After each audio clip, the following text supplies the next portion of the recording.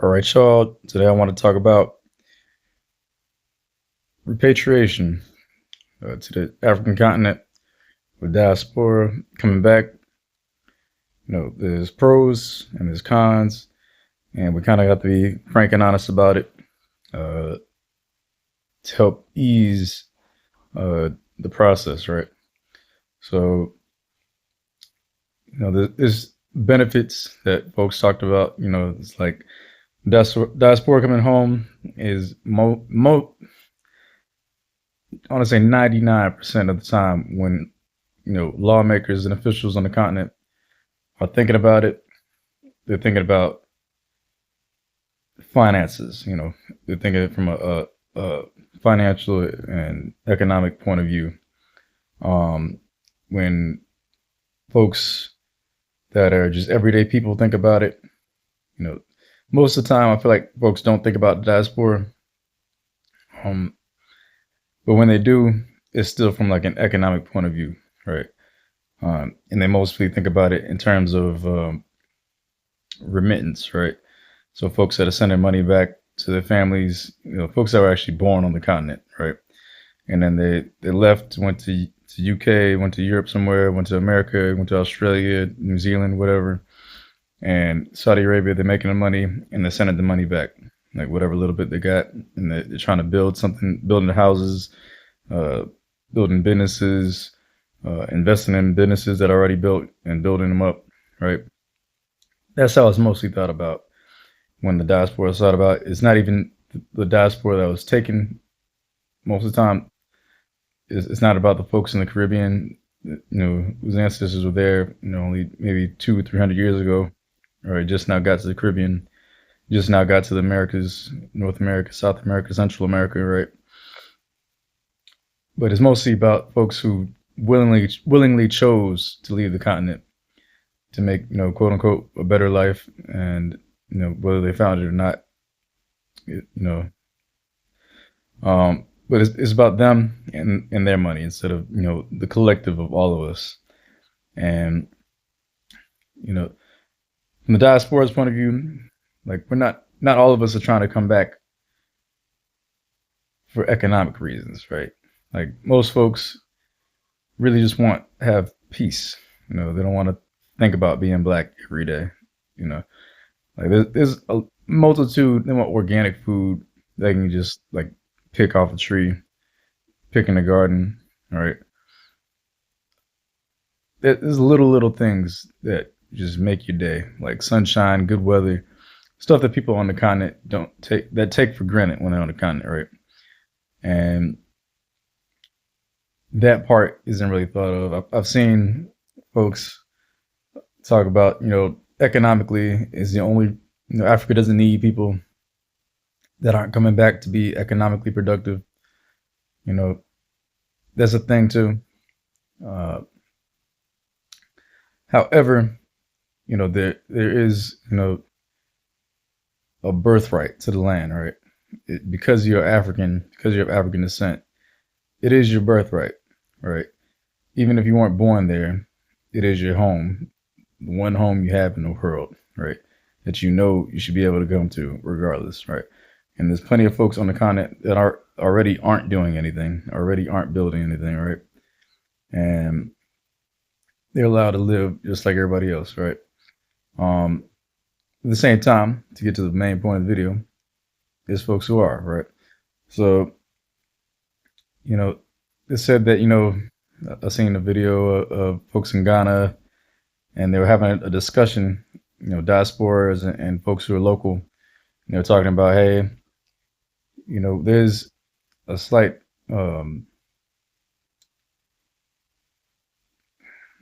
issue, it's like a tension, right, between locals who are seeing the cost of living going up and, the diaspora who are coming back to have whatever experiences that they intended to have in Ghana, within continent, right, within Africa. And whatever reasons they chose to come back, it's their prerogative, right? That's just how I feel. I don't think they have to be necessarily productive, but at the same time, as long as they're not like negatively affecting anybody, outside of the fact that the cost of living is going up because of, the demand is going up for products, right? And so, yeah, so that leads me to what I was trying to say, right, for the second time. Um, Supply and demand is the biggest thing that affects prices of goods a lot of the time, right? Besides tariffs and all that other stuff, right? Supply and demand is what is a driver of prices, right?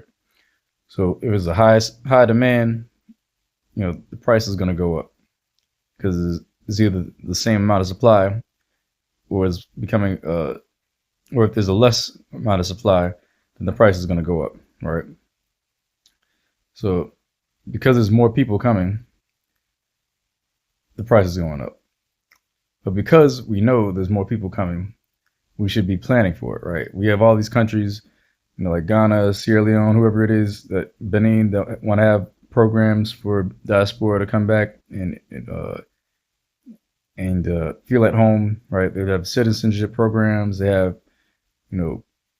acclimation programs. They have whatever programs, year return. You want to have folks come back, whether it is to visit or to stay. There should be heavy investment, and with intent, right, to make sure that you increase the supply of these goods that that everybody is going to have a high demand of, right? So that's food, water, building materials, whatever it is, right? Especially towards December, that's when most folks tend to go, especially even just to visit, right? By that time of year, you should have a heavy, already invested in having a heavy supply side of all the things that there will be a high demand of, right? So whatever it is, food, water, making sure that there's electric, like literally whatever it is, that there's going to be a high demand of, right? Make sure that is being invested in heavily, right? And definitely the government should be working on it as well. Like they should definitely be investing with the private sector to make sure that demand for the local population, along with the population of folks who are trying to come over to stay, and the folks who are just coming to visit, right? Whether it's for a Christmas, a New Year's celebration, weddings, whatever, or they're just coming to visit Africa for the first time. They want to see what it has to offer, right? Like that is pretty much all I'm trying to say. Demand. There's going to be a higher demand, right? So we see it coming now. We already seen the effects of diaspora coming back. We can't make it seem like the diaspora is a burden, right? Because it is our birthright, firstly, right? It's just the fact that we aren't investing in the right areas, right? So that being said, there's also there's also price gouging, right? So part of it is also folks who are already locals who are being assholes and charging more for shit that they need to charge than they need to charge, right? So if it's usually $1 for a drink or 50 cents or whatever it is, and they're charging $2, right? And the demand has gone up, yeah. So maybe they should charge, like, if it's $1, maybe charge $1.20, right? But not necessarily the $1.50 or $2 for the same product, right? And that's because you call price gouging, right? And there's a lot of price gougers out there that are just trying to have a exploitive relationship with the diaspora, which also negatively affects the local population as well, because they see that they can get more money for a product. They're going to keep trying to charge more and more, not even just to the diaspora, but also to the locals, right? So especially things like land, when there's folks that notice there's people coming back and they have a little bit of money, like there's certain folks who can afford to buy some beachfront property for $1 million for a plot, right? And at the same time, there's folks who can only afford to buy, maybe $20,000 for a beachfront property the same size. There's folks who can't even afford a beachfront property at all. With whether it's 20,000 or 100,000, right?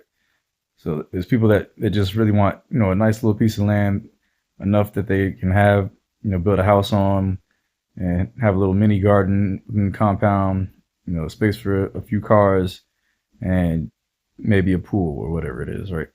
Like there's folks that only have that kind of money, and not everybody that comes back is just a millionaire. Like, just not even thinking about money, just can throw it around. Not even millionaires can really do that, even like not even on the continent. Like there's a certain amount of money you can spend, but you still need to invest. Like you still need to eat at the end of the day. Like building in Africa after your house is built, there's very little expenses, especially if you have a borehole and your electric is coming from solar or whatever, right? Like the recurring prices on it just to maintain it is not as high as if it is city water or whatever it is. Like there's advantages to being on the continent as in terms of like bills and maintenance of a house than it is in the West, right? So yeah, to make sure this is not that long a video and I'm not just rambling, a recap is stop price gouging, firstly, but also we need to invest. This is heavily a video that should be for folks who are on the continent already, and also folks who are coming back, realizing that there's more things besides diaspora returning services to invest in. I see a lot of folks have those kind of returnee services, right? But we really need to strategically plan it, and the other part of the recap is supply for the demand. There's going to be increasing demand. People don't want to have to pay extra for things that they get every day and they need to survive, right? And there's folks that are already just getting by. So let's make sure to invest heavily into those things so that we can have a high supply. And even if the price, even if the price fluctuate, let's make sure that it's either very little, getting expensive by small increments, or that it's flat, or, which would be optimal for everybody, is the price actually comes down, right? And we have such a huge supply that we can even possibly start exporting what we have, right? And without regard, like we just have it like that. We have so much of everything that we can just export it, and we have still plenty left over for ourselves, and plenty that's cheap, like cheap, dirt cheap, where everybody can afford to eat and have drinks, juice, soda, alcohol, whatever it is, palm wine, like this, like a high supply side of everything, clothes made from scratch, right? Those type of things, like basic necessities, soap, shea butter, like lotions, like everything basic, made in Africa, supplied by us, for us and our demand, right? And potentially to sell the rest of the world. And with that being said, that's officially me and out.